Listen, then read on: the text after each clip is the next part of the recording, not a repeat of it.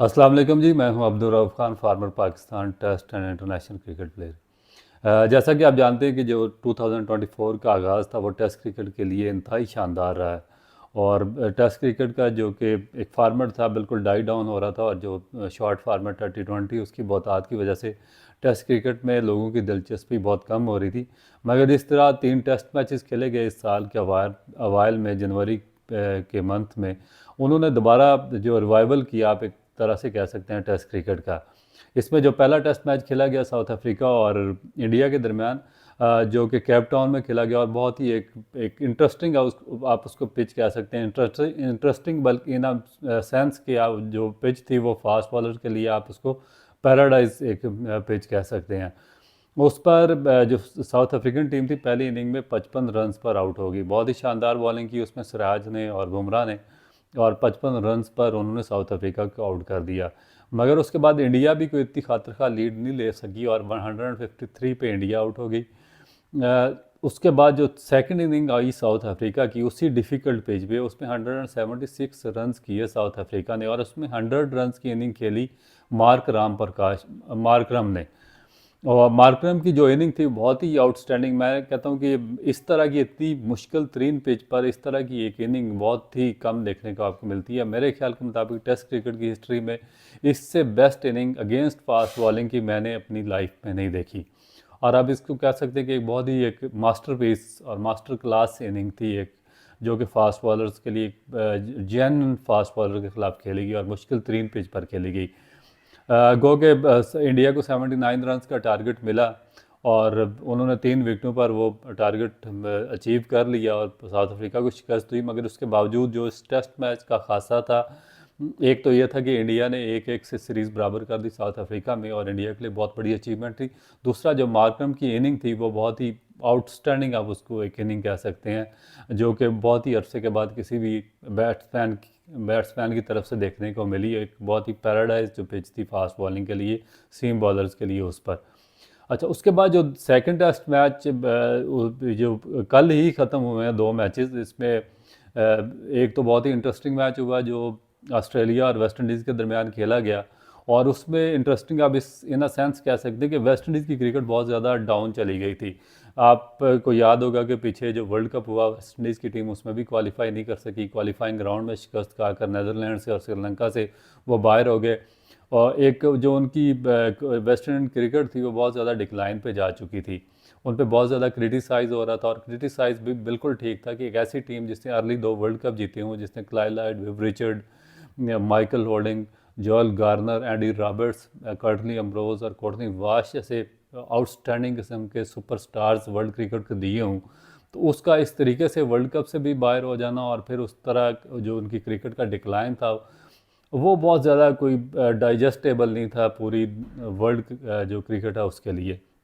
ऐसे में 27 ईयर्स के बाद ऑस्ट्रेलिया को ऑस्ट्रेलिया में शिकस्त देना पर्थ में, वो बहुत ही एक, आप इसको कह सकते हैं कि नाकाबिले शिकस्त एक एक जो रिकॉर्ड था वो उन्होंने ब्रेक किया।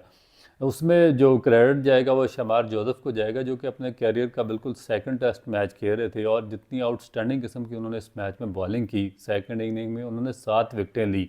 उससे पहले वो सिर्फ 5 या 6 फर्स्ट क्लास के मैचेस खेले हुए थे, और 6 फर्स्ट क्लास मैचेस के बाद वो वेस्ट इंडीज़ की टीम में सेलेक्ट हुए। या जो आपने उनका डाटा देखा होगा, जो विकीपीडिया पे उनके बारे में सुना होगा, जो उनकी एक स्टोरी है बहुत ही मोटिवेशनल और एनर्जेटिक स्टोरी है कि किस तरह एक मैराथन इनिंग उन्होंने खेली अपनी लाइफ में, या किस मिज़रेबल तरीके से उन्होंने लाइफ गुजारी। एक बिल्कुल ही पसमानदा तरीन गाँव था, जहाँ पर बिजली नहीं थी, जहाँ पर टीवी नहीं था, जहाँ पर इंटरनेट कनेक्शंस नहीं थे। वहाँ से एक दरिया के ज़रिए उनको बोट क्रॉस करके जाना पड़ता था। न्यू एम्स्टर्डम एक टाउन है, वहाँ पर वो मेहनत मजदूरी करते रहे, जंगल में लकड़ियाँ काटते रहे। और उसके बाद जो ये कंस्ट्रक्शन का कारोबार था उसमें एज ए लेबर काम करते रहे, और बहुत ही हार्ड तरीन लाइफ उन्होंने गुजारी। और उसके बाद फिर सडनली एक यंगस्टर का वेस्ट इंडीज़ की टीम में आना, और अपने सेकंड टेस्ट मैच में ऑस्ट्रेलिया जैसी टीम को ऑस्ट्रेलिया में आउट क्लास कर देना, डेफिनेट एक बहुत ही बड़ी अचीवमेंट थी। और जैसा आप जानते हैं कि शमार जोसेफ, जो कि 2 वीक पहले उनको बिल्कुल कोई भी नहीं जानता था, और वर्ल्ड क्रिकेट के लिए बिल्कुल एक गुमनाम नाम था, मगर आज आप उनको कह सकते हैं कि वो दुनिया क्रिकेट का एक ब्लू आइड, आप उसको स्पोर्ट्समैन कह सकते हैं, और उसको पूरी दुनिया में रिकग्नाइज़ किया जा रहा है, तारीफ़ की जा रही है। और उसके बाद स्पेशली उनकी जो स्टेटमेंट थी, उसने बहुत ज़्यादा बूस्ट टेस्ट क्रिकेट को दिया। उन्होंने कहा कि मैं वेस्ट इंडीज़ के लिए किसी भी सूरत में, किसी भी हाल में, किसी भी जगह पर टेस्ट क्रिकेट खेलने को तैयार हूँ। इसमें मैं शॉर्ट फार्मेट पे कभी नहीं जाऊँगा, चाहे मुझे जितना मर्ज़ी बड़ा कॉन्ट्रैक्ट भी मिल जाए, जितने भी पैसे मिल जाएँ, और मगर मैं वेस्ट इंडीज़ के लिए हमेशा जो लॉन्ग फार्मेट है उनको तरजीह दूंगा, पैसे को तरजीह नहीं दूंगा। और डेफिनेट एक पूरी दुनिया के जो स्पोर्ट्समैन थे, क्रिकेटर्स थे, और स्पेशली हमारे पाकिस्तान के, जो कि अब छोटी छोटी लीग्स के लिए वो पाकिस्तान की नेशनल टीम को और नेशनल मफादात को पसे पुस्त डाल देते हैं। आपस में उनकी टोलियाँ बनी हुई हैं, और इस तरीके से वो एक्ट करते हैं कि जो नेशनल इंटरेस्ट है वो सेकंड रह जाते हैं, और उनके जो पर्सनल एजेंडाज इंटरेस्ट हैं, जिस तरह वर्ल्ड कप में वह हमारे चीफ सेलेक्टर ने किया, हमारे कैप्टन ने एक ग्रुपिंग बनी हुई थी, फिर जो एक प्लेयर्स के एजेंट थे उसमें शामिल थे, और उसकी वजह से हमें बहुत ज़्यादा जो हमारी क्रिकेट थी उसको सफ़र करना पड़ा। वर्ल्ड कप से भी हम बाहर हो गए। तो उसमें एक यंगस्टर जो कि अपने कैरियर का सेकंड मैच खेल रहा था, और उसकी जानिब से इतना बड़ा स्टेटमेंट सामने आना डेफिनेट एक बहुत ही आउटस्टैंडिंग एफर्ट है। मेरा ख्याल है कि जितनी भी उसकी तारीफ़ की जाए उतना ही कम है। उसके बाद जो तीसरा टेस्ट मैच इसी मंथ में खेला गया और कल ही वो भी ख़त्म हुआ, वो जो इंग्लैंड और इंडिया के दरमियान जो हैदराबाद के राजीव गांधी इंटरनेशनल जो स्टेडियम है हैदराबाद का, वहाँ पर खेला गया। और इंडिया ने एक बिल्कुल फ्लैट एक स्पिन बॉलिंग के लिए वो पिच तैयार की हुई थी, जिसमें ना तो पेसर्स के लिए कोई बिल्कुल जान थी, और ना ही कोई बैट्समैन के लिए कोई इतना ज़्यादा सूदमंद थी। उसमें बहुत ज़्यादा जो स्पिनर थे उनको सूट कर रहा था।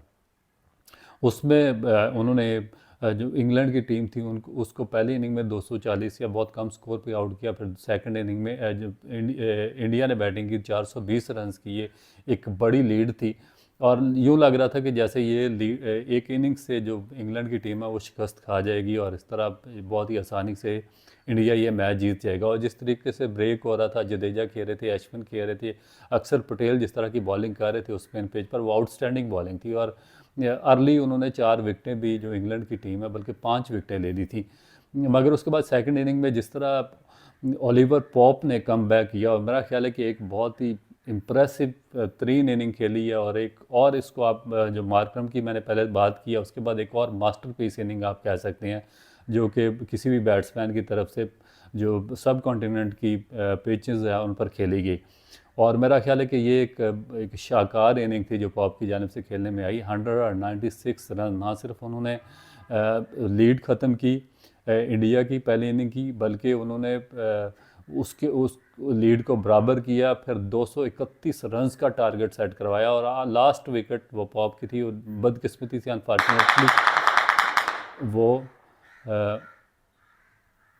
अपनी डबल सेंचुरी को कंप्लीट नहीं कर सके और आउट हो गया। मगर उसके बावजूद आप उस इनिंग को कह सकते हैं कि एक बहुत ही शानदार तरीन इनिंग वो जो थी वो खेली गई ओलिवर पॉप की जानिब से। और बहुत ही कम इस तरह की जो आउटस्टैंडिंग किस्म की इनिंग्स हैं वो देखने में आई हैं और देखने में मिलती हैं।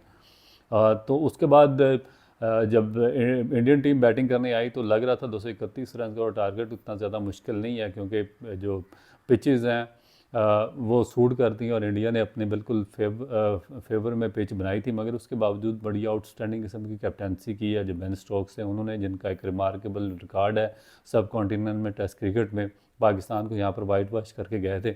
और उसके बाद जो उनके स्पिनर्स हैं उन्होंने बहुत ही आउटस्टैंडिंग बॉलिंग करके 7 विकेटें ली, और ये टेस्ट मैच जो था वो इंग्लैंड की टीम जीत गई। और मेरा ख्याल है कि जो इस टेस्ट मैच की ख़ास बात है वो पॉप की एक शानदार 196 रन की इनिंग है, जो कि बहुत अरसे तक याद रखी जाएगी। और मेरा ख्याल है कि इस तरह की जो इनिंग्स हैं वो आपको टेस्ट क्रिकेट की हिस्ट्री में बहुत कम देखने को मिलेंगी।